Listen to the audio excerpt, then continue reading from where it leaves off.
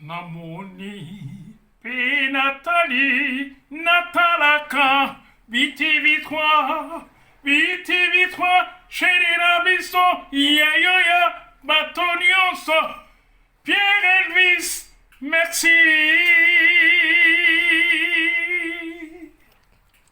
BTV3, ma boko.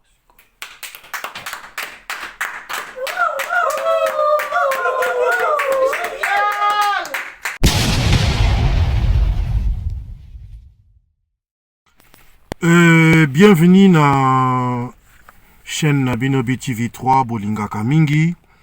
Lelo toza na exclusivité ya ko parler bino sur liwa ya nani ya GG Kalonda o azalaki puisque azali sous-souté grand producteur ya musique congolaise, mais il faut to ebaete na kati ya BTV3 to lukela bino ba information ezali ya solo.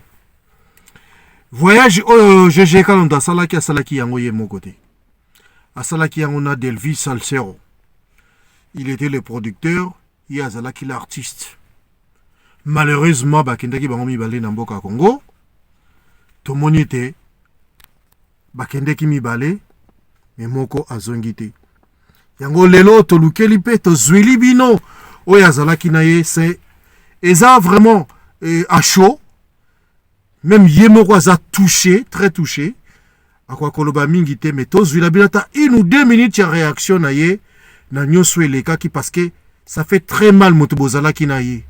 Balala ki esika moko. Mais ya zongi ndeko zongi te. Papa, bonjour papa. Oui, bonjour, bonsoir.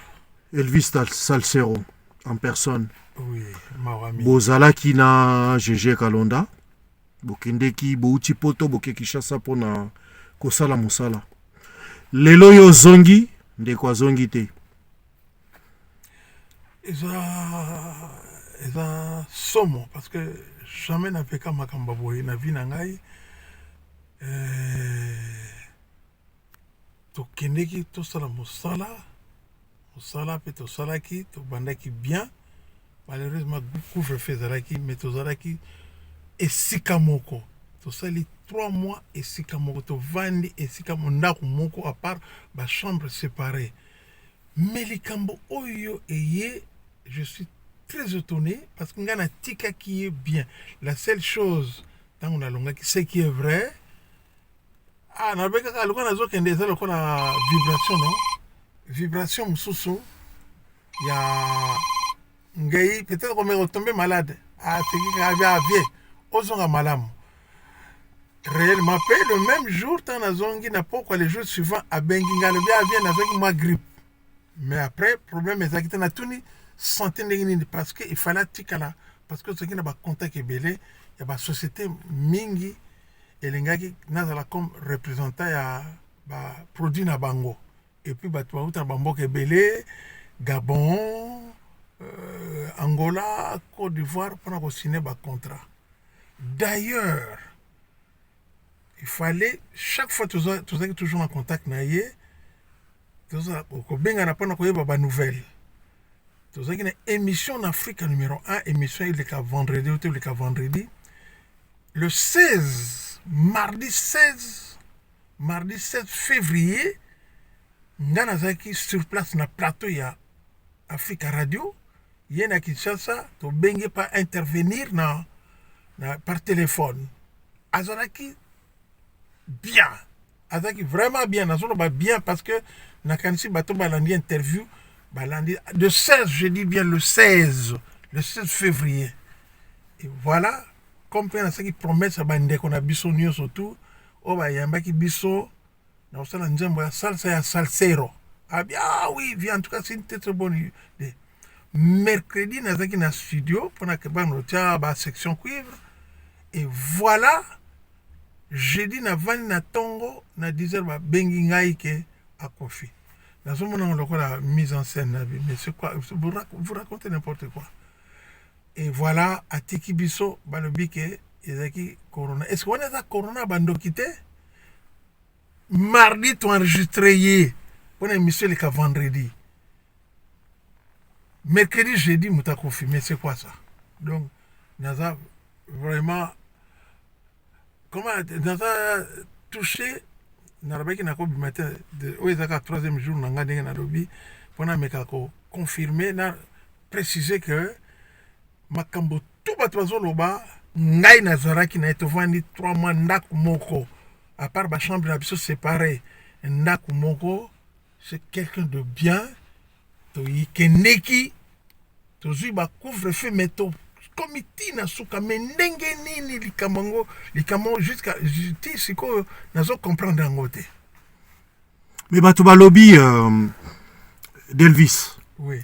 Bato balobi ki atikalaki mpona likambo ya koteka lupango ya famille. Ozo confirmer yango quand même puis bino bozalaki na ye. Est-ce que ezalaki makambo ya koteka lupango ya famille? Est-ce que yo oyebaki lisolo wana ou bien oyebaki te na ebite? Expliquez biso nano eza nini? Ce qui est vrai, même il avait témoigné ça, nakoloba makambo lokuta te, atikalaki même na interview asali to lengo en Afrique, atikalaki pona problème makambo ya famille. Bon bref, eza ya solo, atikalaki makambo ya famille po ezalaki makambo ya lopango pona ba sala mutu na par na ye. Bon wana ezalaki eza vie privée na ngai kokota mingi te, po biso tokendaki na makambo ya mosala ya musique. Bon wana ce qui est vrai, et puis paix à son âme, il y a un témoignage qui a qui pose un problème la famille parce qu'on a eu même des contrats, ils devraient jouer sur les 14 février, tout ça. Non, on a vraiment sirté ma camozo patiné tous on a non vieux parce que vraiment on a respect mingi natika na mana natika la kosala si ça ma camo ya famille. Donc c'est vrai. OK. Bon sikoyo omoni ke makambo lupango kotaka mpe makambo ya kindoki ebele moi na confirme mingi naloba mingi eza te parce que eza émotion moto tovandi na ye et comme on dit tokoyeba te mais c'est très émotif quoi. Donc c'est fou, je dis c'est dingue, c'est inexplicable. Toloba eza lokola situation eyeli yo eza tolobake outi oloba bozalaki esika moko ndako moko mais motu na chambre na ye eza lokola neti mwasi na mobali bazalaki esika moko. Voilà. Sikoyo bolimbisa petit frère na grand frère sikoyo donc petit frère akufi.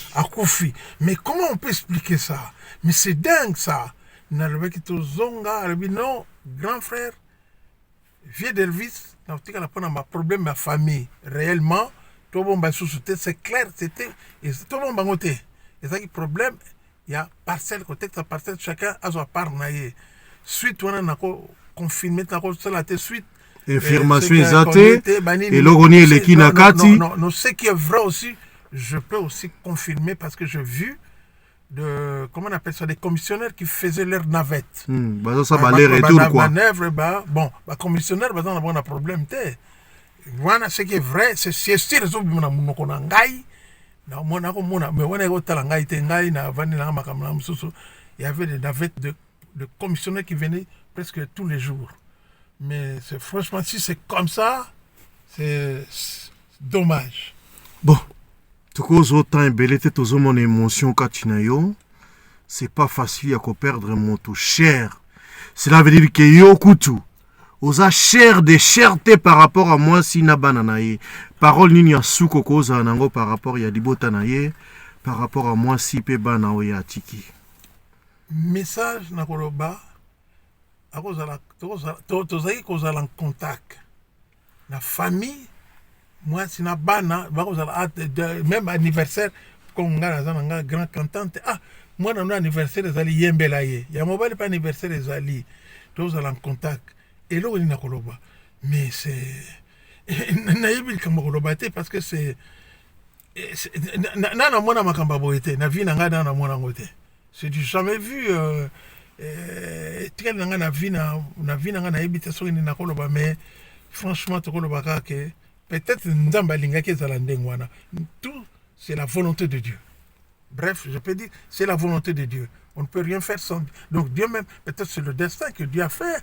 Il faut qu'il y ait bon, peut-être, tikala na nga na mboka ou bien nini nako confirmer te mais c'est la volonté de Dieu. Atikibana. Mais oui. Mais, ah oui. Bah ça va Naomi Naomi moko susu il y a cela 8 mois au Téroba là à ressembler na ye mais c'est inexplicable. C'est inexplicable. Et Dieu merci. Et tu es toujours en contact. Tout ça, tu connais Moussala. Et Simbate, et ça couvre-feu mondial, tout le monde, non? Coronavirus, c'est ça partout dans Mokili. Donc on a essayé de faire l'impossible. On ne pouvait pas jouer les matinées.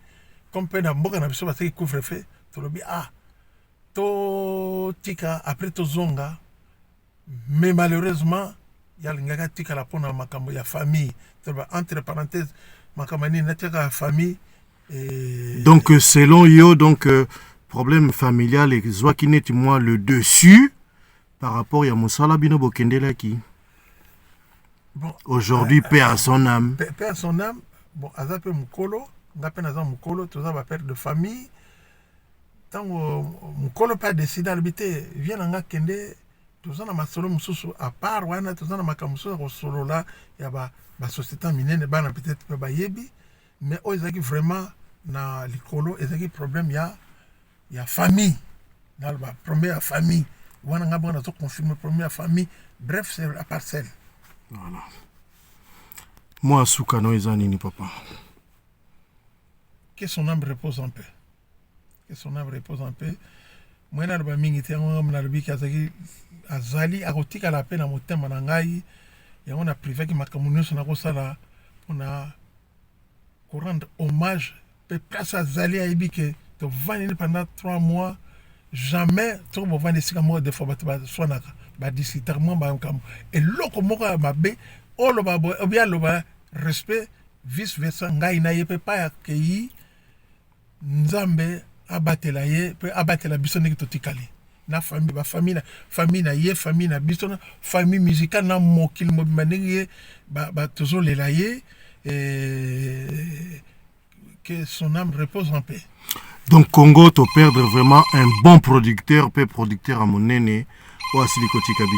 En tout cas, sans plus tarder, sur toujours BTV3, tout ça en respect envers Rio, d'Elvis Salcero, vous êtes très émotif, toko benda otamulaite, vous êtes la makambo ebele à Koloba, même ba projet o ezoya sima, sur ba projet, ba date, ba makambo yo kosala, o ezali na simame, toko ko zoyo tan lelote, lelo ezali kambo mawa, ezali kambo kufa. Merci. Total prochainement, mais pour le moment, tout ça, on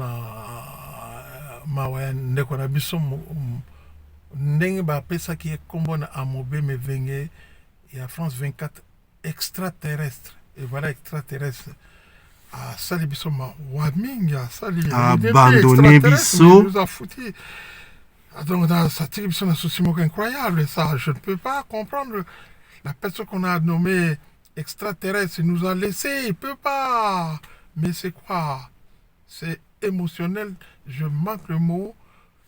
Peut-être prochainement, je pourrais y ajouter d'autres choses. Mais il reste toujours dans mon cœur. En tout cas, il y a libéré la vie. Merci. Au prochain numéro, toujours sur BTV3. Merci. Au revoir. Nathalie, Natalaka, BTV3, chéri Rabiso, Yayoya, Batonioso, Pierre Elvis, merci.